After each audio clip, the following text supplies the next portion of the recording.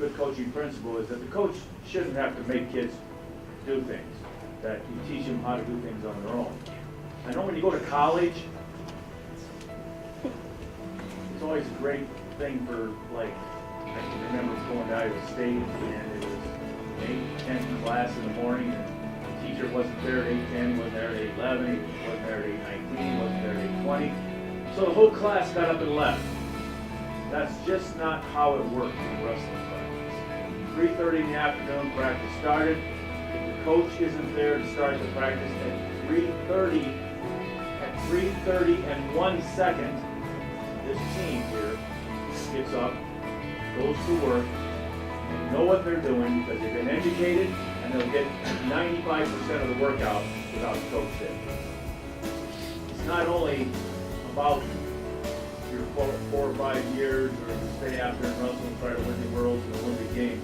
It's about your whole life, to be honest with you. I used to measure my people mostly on W's and L's, but no, it's more about now what they're doing currently with their lives, in their profession and in their family. That's kind of how I measure it. And you know how we got in there. These are the old days, the ancient days, and they filled an arena, and all of a sudden there was a full house, and these 2 guys would walk out in the middle of the arena, and they got after it. One guy picked up, threw the other guy down. All of a sudden he got up, same guy picked the same guy up, threw him right down. All of a sudden, the guy who got thrown down twice knew he was in trouble. He took off running. So the other guy chased him for 26.2 miles, and he died.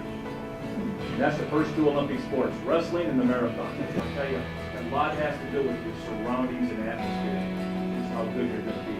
When you have somebody that is an example and that you see what can happen, that's an unbelievable thing. So those are mentors. So those are team captains. So those are great coaches. And so those are things that's helping you. As far as you personally, when I was a sophomore in high school, I had won a state championship. That was my first year in high school. And then about a month later, this guy named Bob Richards, who was the first person ever on the Wheaties box, came to my high school, Olympic champion pole vault, minister, and he gave an unbelievable speech. He sold a book called The Heart of the Champion, and it's about unbelievable sports stories, about how people overcome adversity, and it's a lot about a good way of life. And when I read that, you know, it was like, wow, that helped motivate me.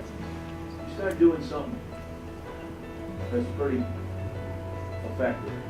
You start doing something that's good for this wrestling. He says, and when you do that after the season, come see me. When it's good. If you're not doing something good, don't come see me. Little did he know that I could go for 25 years in a row. Because we won 25 straight Big Ten titles. As assistant and administrator a couple of years. That I could go in his office and he had to make sure that it came through. I treat people a little bit differently. But you know what? Why? Let me tell you why. Because the team felt the same way. When you really develop a team, they want the team to be best. So, I hate to tell you this. It's going to probably not work for you in most places. But all of a sudden, you had one guy in the room that wasn't, when he came to practice, he just wasn't very good. So we didn't let him come to practice.